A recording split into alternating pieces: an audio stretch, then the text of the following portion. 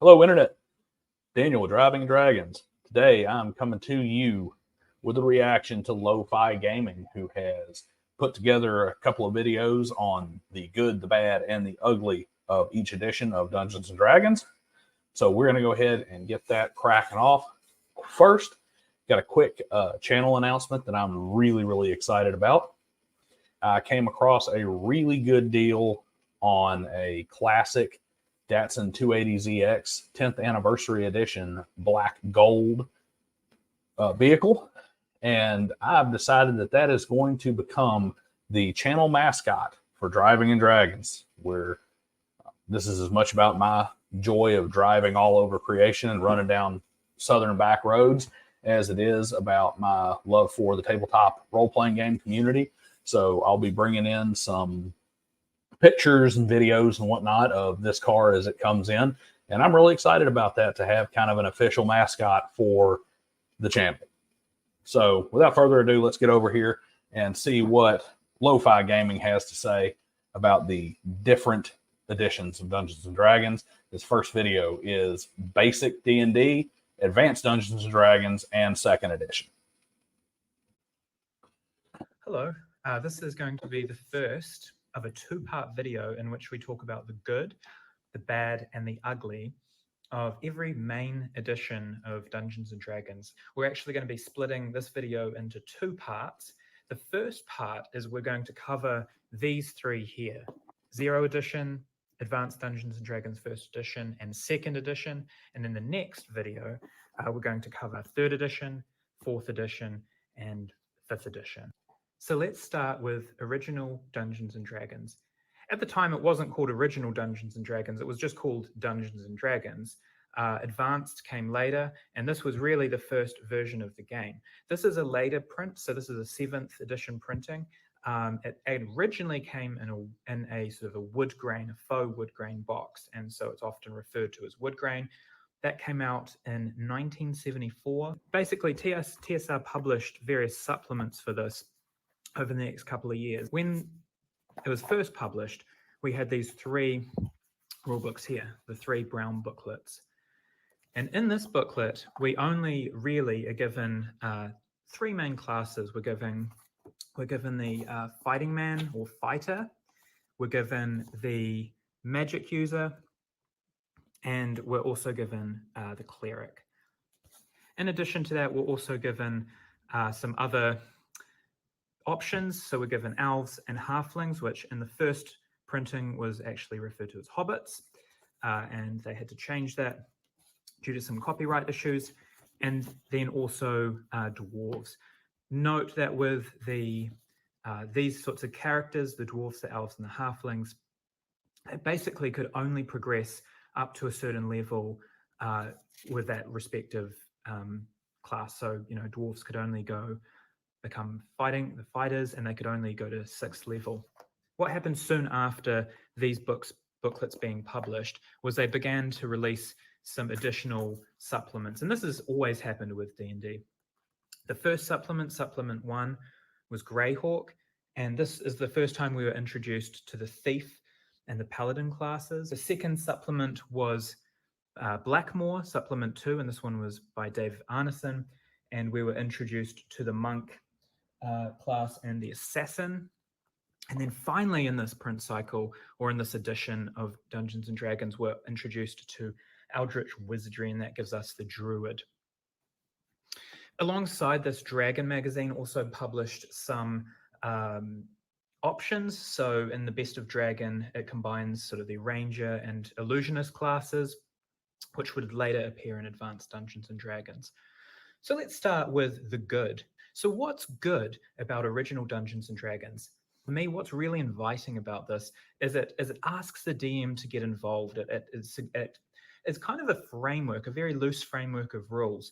And in its simplest form, it's really just rolling a d20, some d6s, and you've got 3 classes to choose from. It's easy to prep, it's easy to tweak, there are small stat blocks, and you can really just go from a simple game with a few classes all the way up to what I've heard termed before as AD&D or 1E Light, so Advanced Dungeons and Dragons Light. So it really does go from that continuum of a very simple OSR style game that you'd see now to something quite advanced if you're using all the rules. Okay, so I'm going to have a point on that, and this is, I guess you could call it a little controversial. Definitely something that the Bro SR would like to cry about, and some of the OSR people too would crawl my case on this one and try to dismiss things out of hand. But the honest truth of the matter is the original Dungeons and Dragons white box is essentially a beta test. All right. You're talking about the very, very early stages of proto role playing games where Gary Gygax and Dave Arneson are reducing wargaming and tabletop war fighting down into, instead of us controlling squads and armies, we're reducing this down to where you're controlling individual soldiers, individual characters, and individual hero characters. And what they've basically done is, it's kind of funny. It's kind of ironic because you'll hear people bitch to high heaven today about, oh, this video game manufacturer, they sent out a half-finished game. It's not even all the stuff. It's not even all the material. And they're going to expect us to play it. And then they're going to come in and patch it and fix it and expect us to buy downloadable content to finish the game that they started. That's such bullshit. That's literally the exact same thing that Gygax and Arneson did. They released a framework and they said, hey, have at it, manipulate it, change it, do different stuff, play test it for us. And then later we're going to release Advanced Dungeons and Dragons where you can buy the game again with a more complete rule set. And I'm not saying that was their original business plan, but that's functionally what they did. And a lot of the quirkiness and character and just amusing idiosyncrasies that you find in the old versions, those little quirks that it has, come from the fact that they were essentially using the community and the wargaming community as a play test for this idea. So that's what you get. And it's definitely part of the good. You get a super light framework. And I'm going to go ahead and say this. If you are a new game master, White Box D&D is fantastic for teaching you to be a game master, because it's so sparse that it leaves you no option yet to learn how to make rulings on the fly, how to make logical adjustments, and how to homebrew and craft things for your table to make the game work, because it's really incomplete without it. And it really goes from having characters with very little modifiers if you're using the base rules to something where they do start to get more modifiers for stats if you're using some of the supplements.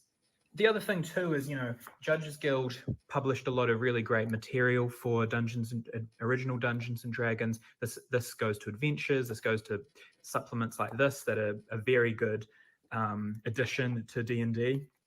And so really there's quite a few options for your original Dungeons and Dragons game. What about the bad and the ugly? So firstly, if you read it, the rules are kind of confusing. If you read it again, the rules are less confusing. And if you read it a third time, you finally start to get your head around it. The way that it's written is definitely not optimized by today's standards. But once you get through that density of rules, you really do begin to understand the beauty and simplicity of this game. Another thing that... So that kind of goes back to what I was saying about it more or less being almost a beta test, an unfinished game almost being released into the wild to get more ideas, especially because, they're trotting brand new territory. They are starting something new. And it's not like Arneson and Gygax have these large war chests to fund, or venture capitalists to fund their project. They don't have big teams to play test and go through everything and, poke the hole, so to speak. And that also shines through, and they don't really have an editor. They don't really have good editing at all. I don't even know if they had even a professional editor for the original. And even if they did, they certainly didn't have a professional editor with any experience in this type of game, because they had really just created this type of game. And even if they went out and found a professional editor with serious experience editing gaming books and rule books, that's where you're going to have some of this choppiness, easily getting lost in the rules, repetitiveness, contradictions, that sort of thing, is because it's not structured by somebody. It's not a third party set of eyes that knows what it's looking for, has not basically gone in and laid this out in a very easy to follow format as somebody who doesn't know it. Even Gygax, who I believe had some credits as an editor for gaming systems before and worked as a designer before on other games, on wargaming, there's the can't see the forest for the trees situation. When you're trying to edit your own work, you can't really edit your own work effectively because you're always too close to it. You know things that are not in the text, and you read it and you subconsciously understand it because you know the reasoning and rationale that went into certain things. Whereas if I come behind you and read it, I don't have that. So I'm asking you a question and you're like, oh, it's this, this, and this. Well, yeah, you got to put that in the book because I didn't go through your thought process when I wrote it.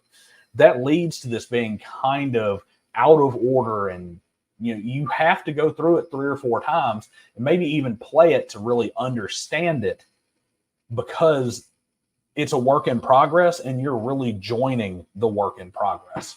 That you might not be particularly excited about or would like to use is descending armor class. So you actually do need some tables for this to work out the hits. The saving throws are a little bit convoluted, and there's a few things like that where some use of tables may put off players. Luckily, this isn't really a big deal breaker because it's so easy to add some of your own house rules. The other thing that might be a con for people is how expensive it is. This has really gone up in value, especially over the last 5 years. Luckily, you can do, there are PDFs available, and you could create, turn these into booklets. The final thing that I would say is maybe in the bad or the ugly category is the lethality of this game. If you start a first level character, chances are it's gonna die. I would recommend, if you're running this game, to get each player to start and have a few characters that they roll up, because chances are some of those characters are just not going to make it. In an OD&D game that I ran, I've actually run this probably, along with 3rd edition, probably the most. And I had an ongoing campaign for about 2 years running continuously, and I think there was something like 17 character deaths over that time. So it's by no means a simple game, and characters are likely to die. Now, this is either a bad thing or... This is a good thing. All right. Granted, the original rules are maybe a little too lethal. And the reason I say they're a little too lethal is because you have to have some leeway in a game. If you don't have any leeway, you can't really have those epic moments like Conan the Barbarian or the Great Mouse or something. You doing something fantastical to escape a situation or resolve a conflict. You don't get that if you're too lethal, if it's too realistic, so to speak. But that goes back to the mindset that is missing in the modern gamer. And I think it's just wrong. We've gone too permissive and too video gamey and too superhero with it, to where players no longer think as if they are their character, which was something that Gygax and Arneson were kind of going for as they zoomed in on one hero as opposed to an army or a unit. And that is, I use the Tomb of Horrors as the best example of this. You hear these people complain about the Sphere of Annihilation in the first room. Oh, so stupid. We lost so many characters, and I can't believe that. That's so cheap and so stupid. And, that's just bogus game master, gotcha bullshit. No, it's not. Because if you really went into a dangerous trap-filled tomb and you knew that's what you were going into, hell, even if you didn't know, an archaeologist is not going into an ancient tomb and just randomly shoving his hand into things he can't see, or his head into places he can't see, because he knows that he might come back with no hand, and there's no re-rolling a new hand or magic place that he can go to magically get a new hand in the real world. But you go in and you jump into the Sphere of Annihilation because, I should get a saving throw. And that's the mentality that you take. And when your character is annihilated because he did something patently stupid that no rational human being would do themselves, you get mad because you didn't get a bailout save. So the lethality needs to be there, but there is an extreme of simulationism. I believe that was overcorrected, and then just the shark was jumped with 4th and 5th edition for sure. But the lethality is something that needs to be there because it encourages good character gameplay. Or it can actually be a really good thing because it encourages people to really think about what their characters are going to do. Are you actually going to attack something, or are there ways to be a bit more strategic? So this lethality could be a pro, it could be a pro, it could be a con. I'm putting it under con because I know that not everyone wants to roll up a character and have their character die straight away. One thing that Gary Gygax, him and Dave Arneson wrote this game, one thing that Gary Gygax would apparently do is start his characters and campaigns at level 3. And apparently this is what he ran even after Advanced Dungeons and Dragons was put out. He tended to go back to this, later on. So as far as I'm concerned, I think this is the best edition of Dungeons and Dragons. I'm biased, but those are the good, the bad, and the ugly for original Dungeons and Dragons. From 1977 to 1979, this is what was starting to appear on bookshelves to replace original Dungeons and Dragons. Gary Gygax had talked about a sort of solidified and refined version of original Dungeons and Dragons for quite some time in Dragon Magazine. And then this appears in 1977. The first book was the Monster Manual, which came out in 1977. So with original Dungeons and Dragons, quite a lot of the time people would actually use the Monster Manual.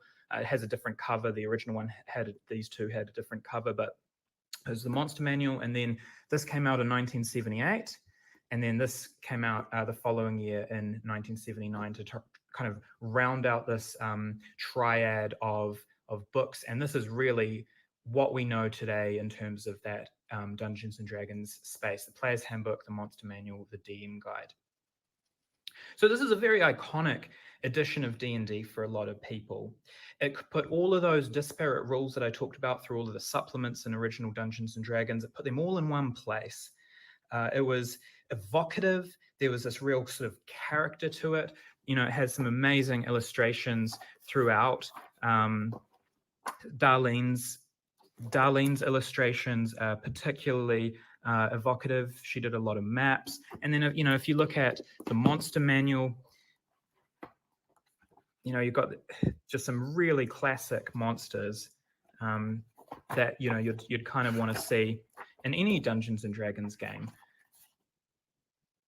You've got doppelgangers, devils, succubus, and again, just very sort of iconic and evocative artwork, and just a real sort of characterful sort of feeling to this whole edition of. So he just kind of went on a nostalgia kick there.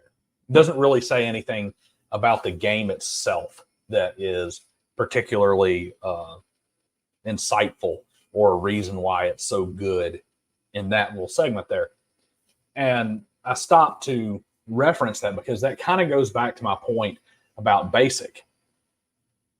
This is the I'm having to buy the completed version of the game DLC analog version from the 70s. This is this is why you have the tightening up of how much you're supposed to follow the rules in the player's handbook versus the ultra permissive language that's used in the rules for the original.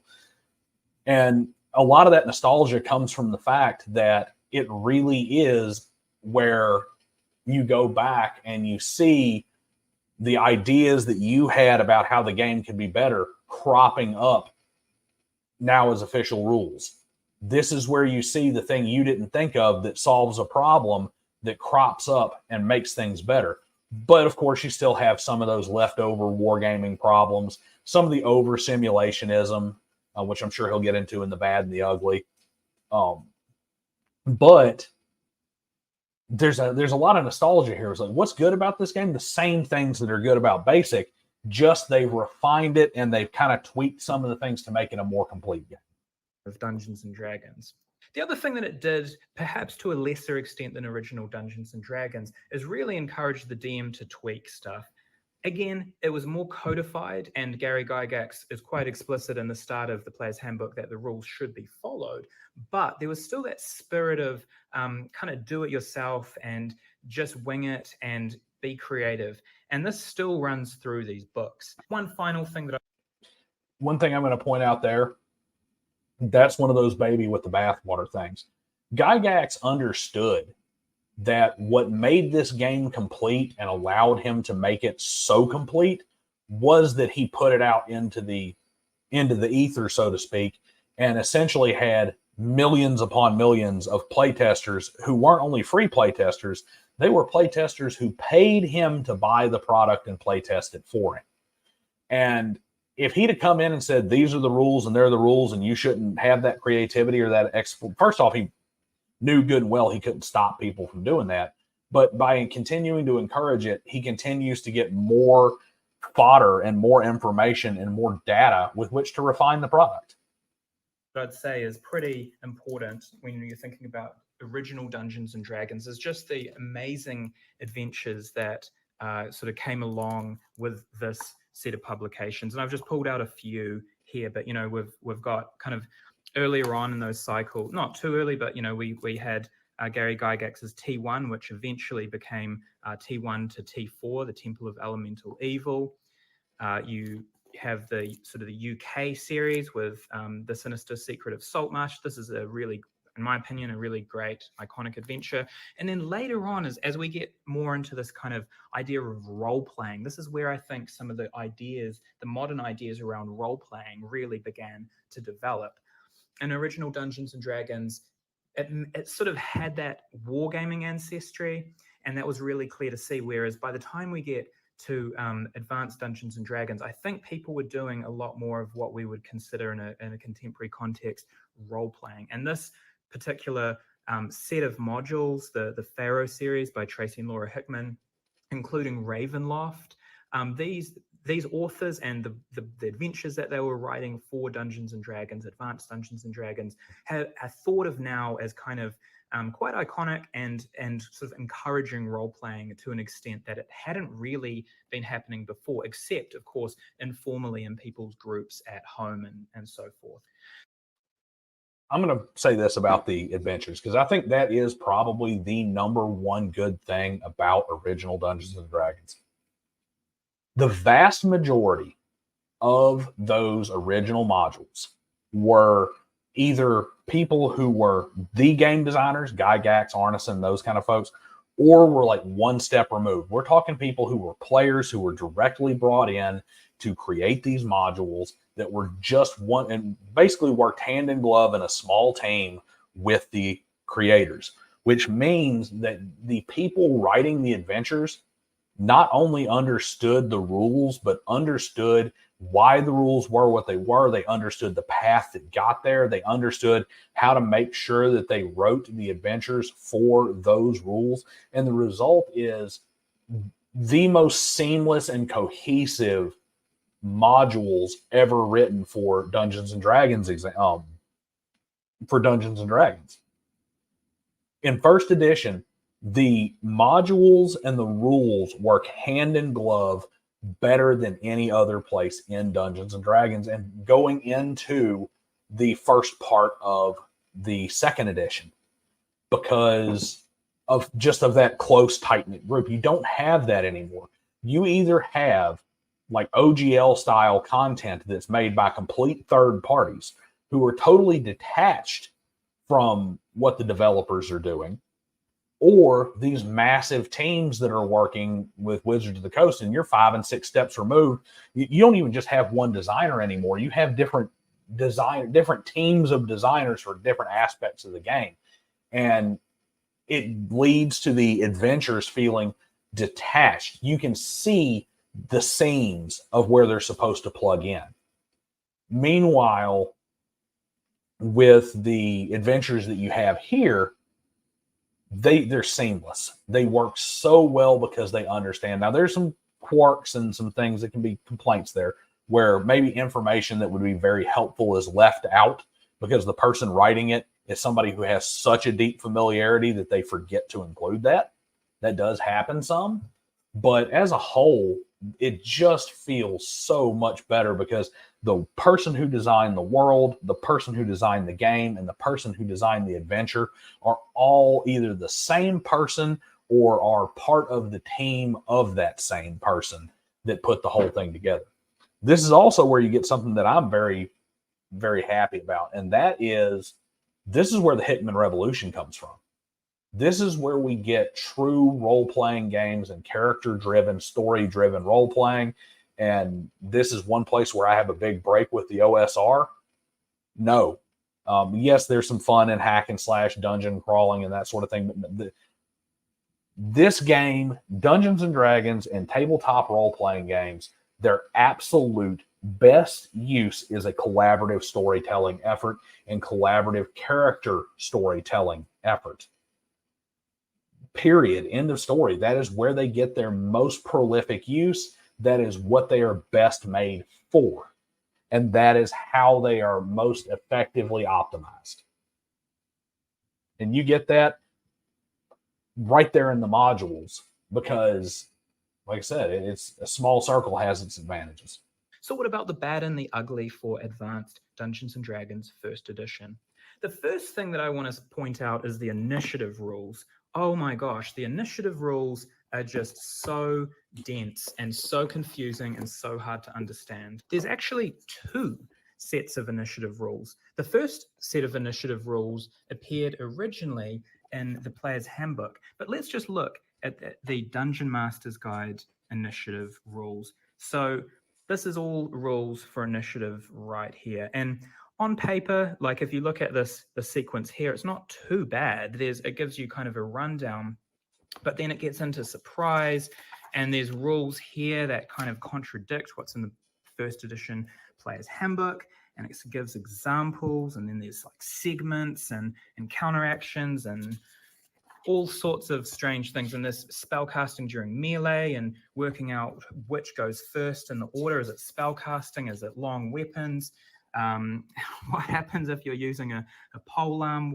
Weapons factor speeds. The whole thing is just, in my opinion, overly complicated. When I was getting into this game originally, I read and reread and read and reread the initiative rules and this just over and over and over again. And what I ended up getting to is kind of what you'd see in third edition, which is roll a d20 and whoever's highest goes first. If you try to do it by the book, there's literally guides out there that try to explain how to do this by the book, and it's just way too complicated for me. Good on you if you can work that one out, but I certainly couldn't. Kind of This kind of goes to what I was saying before. This is another one where I look at and I come directly against the OSR. And I come down kind of hard on simulationism. This kind of comes back to what I was talking about when I was discussing simulationism and realism in Dungeons and Dragons combat, and how you have to have a happy medium. You have to remember that you're playing a game, and there are times where the quest for realism is going to turn something that legitimately in real life is a less than a split second process and turn it into something that takes several minutes at the table that feels like several hours. And I spoke about how if you really wanted to be as simulationist as possible, resolving a single punch in combat would be something that would be dozens and dozens and dozens of rolls. Same thing happens here. In the quest to, it's what I would call what if vomit, where you say, okay, well, let's do initiative this way. Well, what if this happens? Well, what if this happens? Well, what if both happen at the same time? Well, what if one happens and not the other? Well, what if both happen and then this thing over here happens? Well, what if this thing over here happens, but not these two things? What if 1 and 3 happen, but not 2? What if 2 and 3 happen, but not 1? What if 2 and 1 happen, but not 3? And you end up, instead of it being, hey, we're going to make some broad assumptions here that keep up the pace of the gameplay and allow things to move forward, it's I'm going to write a rule for that. And then I'm going to write a rule for that. And then I'm going to write a rule for that situation. And then I'm going to write a rule for that situation. And it turns the entire thing into an overly complicated slog that may be more simulationist, may be more realistic, may be more, but it doesn't even feel more real. And the reason it doesn't feel more real is because even though you're accounting for all those variables are leading down to something that has a split second difference in the real world. And you've gotten so far from it feeling like something that happens in a split second that even though it's quote unquote more realistic, now it doesn't feel more realistic. And in a situation like this, the game feeling more realistic, meaning feeling more fast paced in combat, feeling more consequential in combat, is more important than it actually being that way. And this is one of those growing pains where refinement is going to strip that down. And there is an argument to be made for it being less stripped down than it is now. But the original AD&D, especially when you start talking about this and then later talking about like weapons tables and things like that, has gotten to the point where you've taken something that happens in such a fraction of a second and turned it into something that happens over minutes at the game table that it really just ruins the flow of the game. And players are right. Like, I've never been at an AD&D table that actually used those rules. They all homebrewed them out because they've all used them exactly one or two times to figure out that, hey, we just need to make a judgment call on this and streamline this because it's dragging things down. Related note, there's a lot of weird rules and just things that are a little bit bizarre and from all over the place from today's standards. One of the things that I would point out is things like class, race, level limitations, and they did this because demi-humans, or like elves and dwarves and gnomes and stuff, were more powerful than humans, but there were level limits placed on these characters, and we see that done away with once third edition hits. So there's things about it that are just a little bit different from what we're used to now. There are ability scores, minimums and maximums for the different races. So, a half-orc had to have a minimum of 6 strength and could have a maximum of 18 strength. So it made character creation quite complicated. On top of that, classes had to have minimums, like minimum requirements, maybe like a 9, if I can't remember off the top of my head, but sort of like maybe a 9 wisdom if you're a cleric.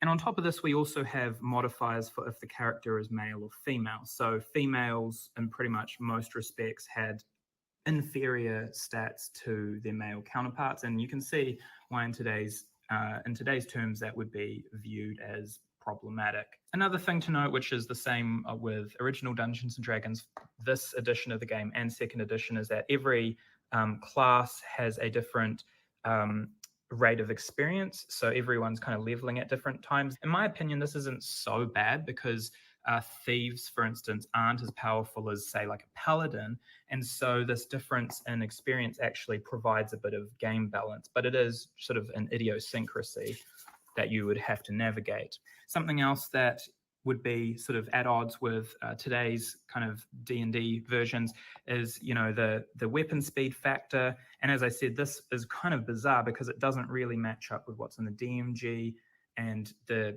player's handbook has different guidance for using weapon speed factors. And then also, certain weapons would do certain armor class adjustments depending on what the person's what armor they're wearing and what their armor class is.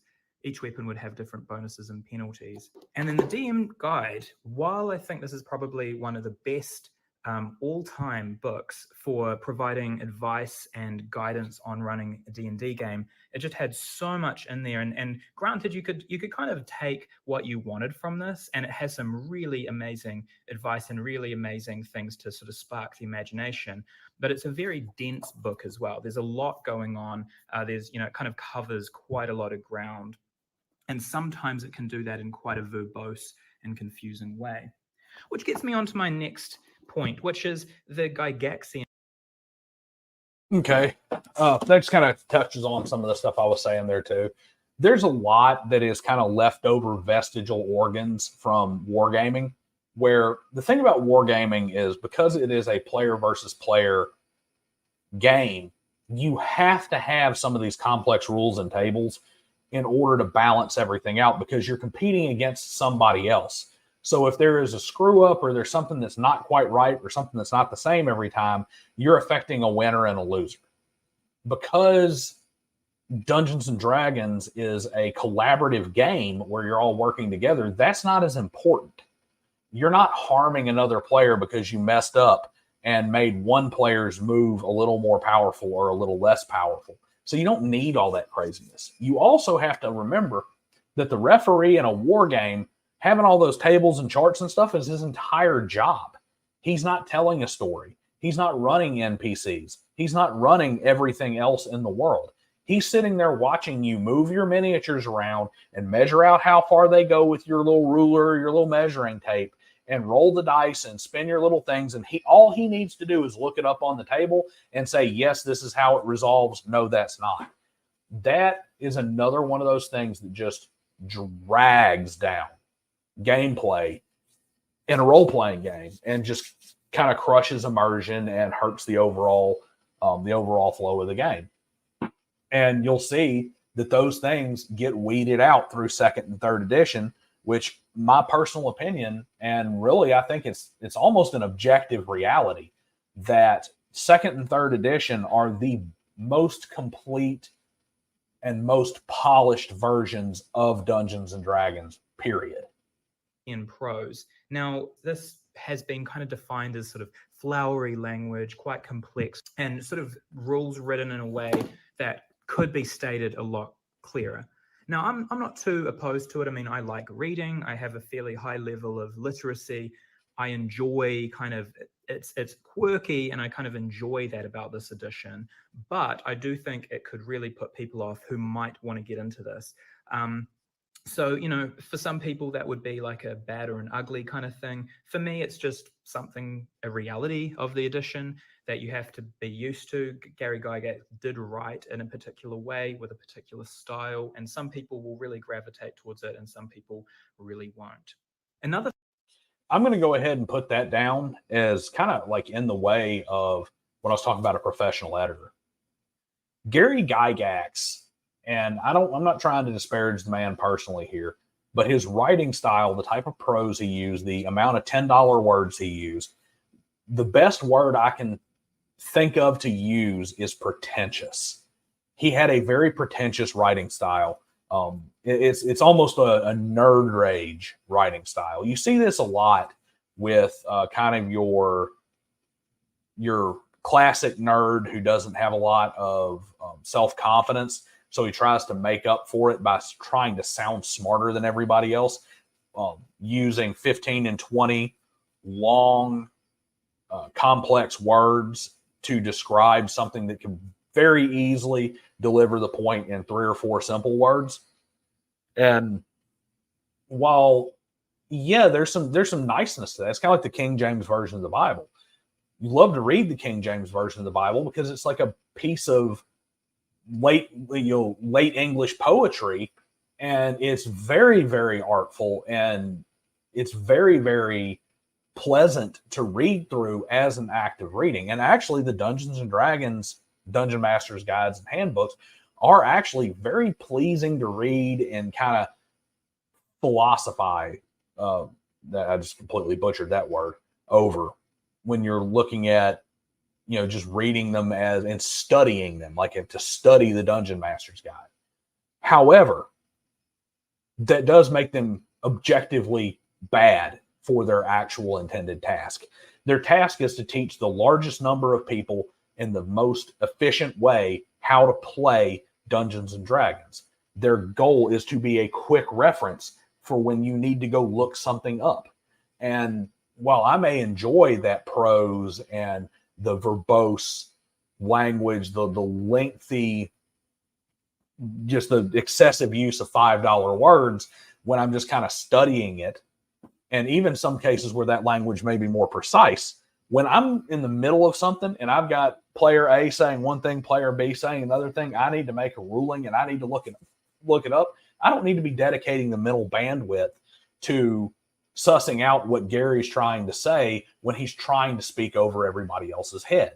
He needs to it needs to be in that nice, clean, classic language that makes it easy for you to understand the rulings and easy for people to pick it up. And for somebody who wants to play a game, but maybe isn't somebody who spends a lot of time reading and studying, or maybe doesn't have a higher education level, you just cut them out of your game. That's a poor business decision. And that reflects back on what I was saying before about having good professional editors who understand the medium. And even if you had good professional editors back in the 70s when these books were done, it was such a new thing. They weren't going to have experience within the medium of tabletop role-playing games to really hone that down and turn it into something that was more accessible and easier to understand and flow and easier to use as a reference book. So that is, even though it can be quirky and something that we have nostalgia for now, it's really something that's very frustrating in a rule book. The factor to contend with advanced Dungeons and Dragons is the fact that the books are actually becoming quite expensive now. I bought these two probably in around 2005 for, I think they were about $5 or $10 each, but good luck doing that now.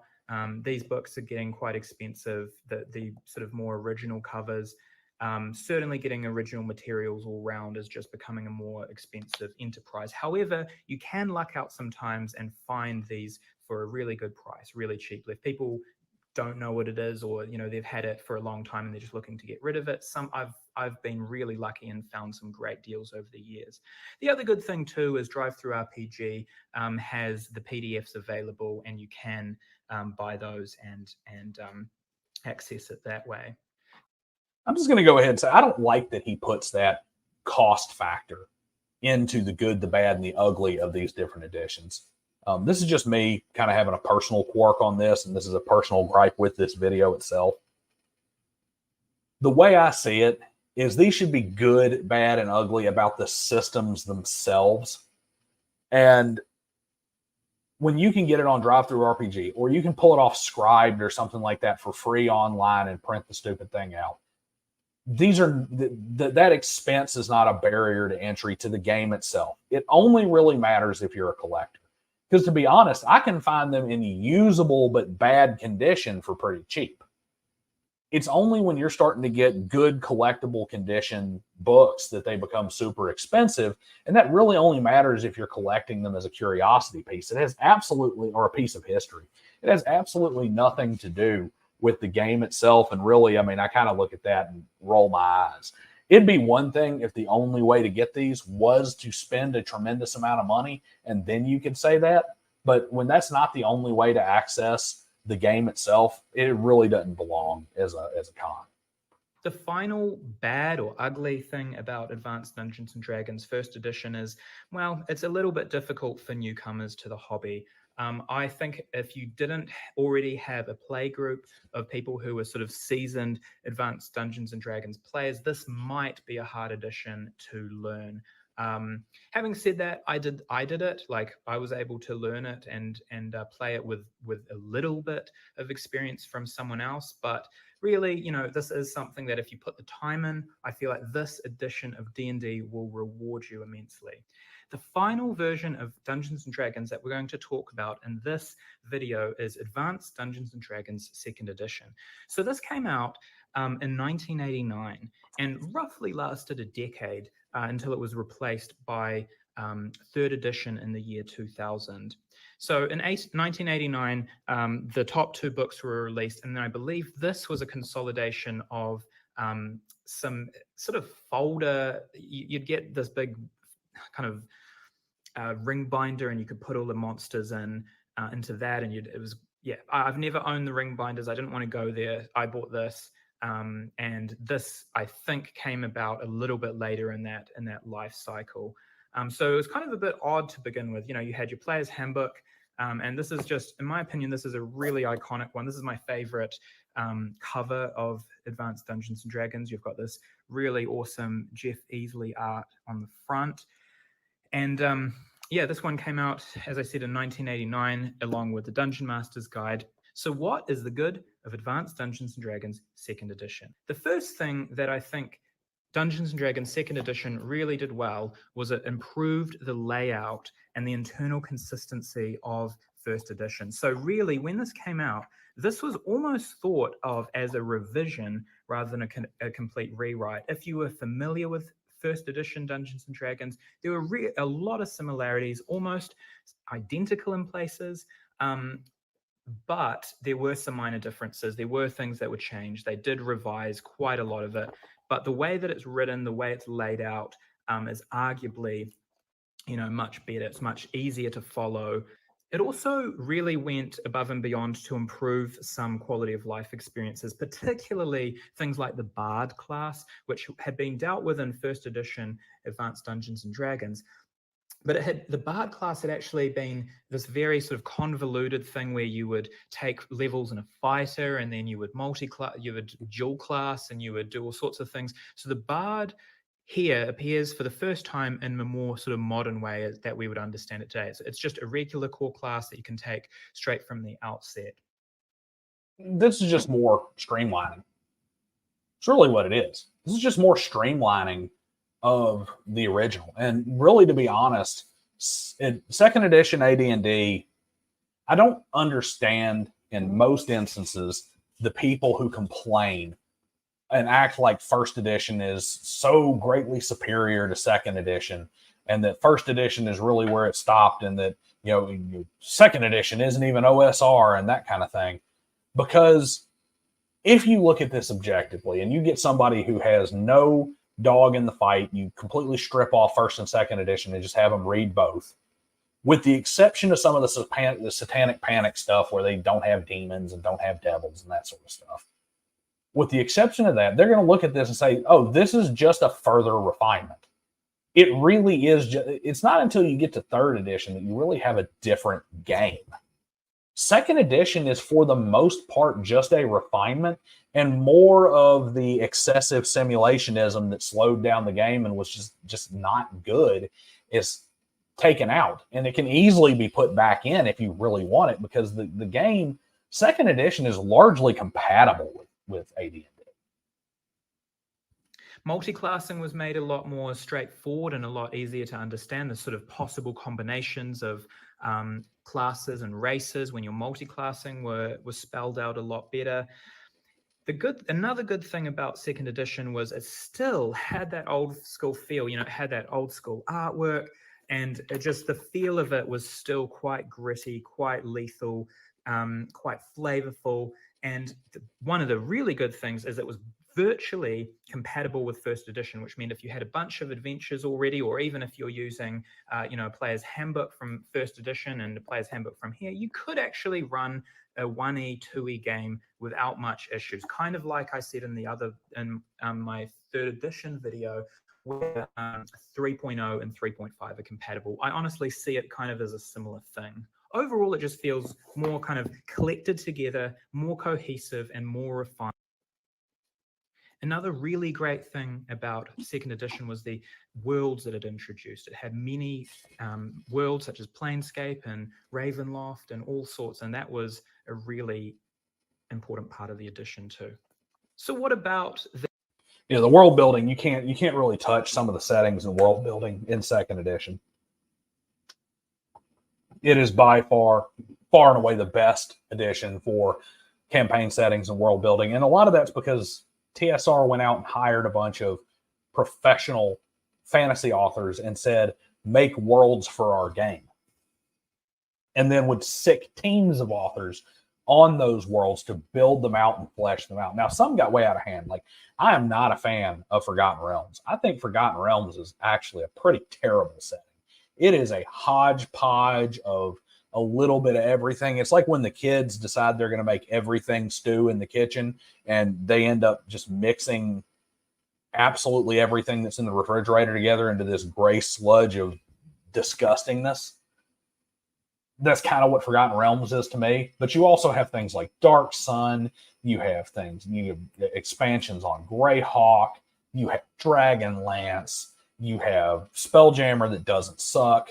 You have all of this great stuff that is in here in second edition because TSR went ham on bringing in people who really knew how to write sci-fi and fantasy and sci-fantasy. The bad and the ugly. Well, one thing second edition did introduce was THAC0, so to hit armor class 0. And I've kind of touched on this a little bit in my third edition video, but basically it was a way to work out whether you would hit someone based on what you take to hit armor class 0, which 0 is actually a really good armor class. It's all inverted from ascending armor class of what you'd think about today. So lower is better. And it was just confusing. I've never used it. I'm not really into it. I always use ascending. So that was definitely still kind of a bad and ugly from that. All THAC0 really is. THAC0 is just a shorthand solution. It is a patch solution to having to look crap up on charts all the time. That's really all it is. It's one of the last vestiges of the it's one of the last vestiges of the wargaming roots. And it's kind of funny, Wizards of the Coast comes in, they make third edition, THAC0 goes away, and it's kind of like in Star Wars when they get rid of the Senate and they say the last vestiges of the old Republic have been swept away. That's kind of what THAC0 is. THAC0 is a patch that's used to shorthand the weird idiosyncrasies that came over from wargaming that were still left in all the tables and charts in first edition. Further showing second edition is really not much of anything except the ultimate form of the original game. And the last thing that I want to say is it just wasn't as characterful as Advanced Dungeons and Dragons first edition. So there you have it. That's the first 3 editions of Dungeons. Okay. He didn't really expound on that, so I'm going to do it for him. When it comes to the lack of character in second edition, that's some of that Satanic Panic stuff where they tried to make stuff so generic that it was no longer offensive or no longer transgressive, which was totally wrong. Just like today, the reason go woke, go broke is a thing is because you can't run your business capitulating to people like that. You can't capitulate to the perpetually and professionally offended and the so-called sparkle trolls and that sort of thing. You can't just keep bowing and kowtowing to the outrage mob. And TSR kind of learned that the hard way. It made it way more generic and way less flavorful. And the other thing too was this is where you start to see the pains, the growing pains of going from everything is made by this small group that's being brought in, this early TSR, where everybody has had their hands in the pot almost from the very beginning and are fans turned into designers and fans turned into writers and that sort of thing, to where it's expanded into the corporate TSR. It's the same problem what Wizards of the Coast has, just Wizards of the Coast has it on a much higher scale. Now you're doing things by committee. Now you're doing things by team. Now you're having bits and pieces of worlds put together by individuals.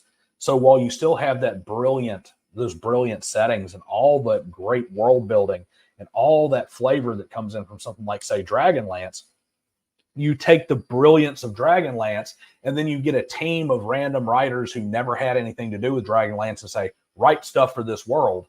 You end up with a bunch of stuff that's detached and doesn't feel like it's really part of it and feels disconnected and just flavorless. And that you did have a lot of that. That was one of the death nails of TSR throughout the 90s. It's really what the OGL was the ultimate response and cure for, was you needed more material to keep it top of mind and to keep revenue rolling in. But at the same time, you didn't want to have a bunch of crap. And you did have a bunch of crap when it came from the just dross of committee-made, mass-produced, quickly punched out, hey, go make me a Dragonlance adventure, and generic fantasy adventure 4 somehow gets a Dragonlance coat of paint and thrown out there, and you're hoping Dragonlance will carry it. And then your customers get sick of the lack of quality. At least when you're OSR and it's third, or not OSR, OGL and it's third party, you can blame the lack of quality on ABC Publishing that made, this Dungeons and Dragons module. So that's what I got today. where am I right? Where am I wrong? What do you think of those first 3 editions? We'll come back and do his next video here soon. And I will see you guys next time. Like, share, and subscribe.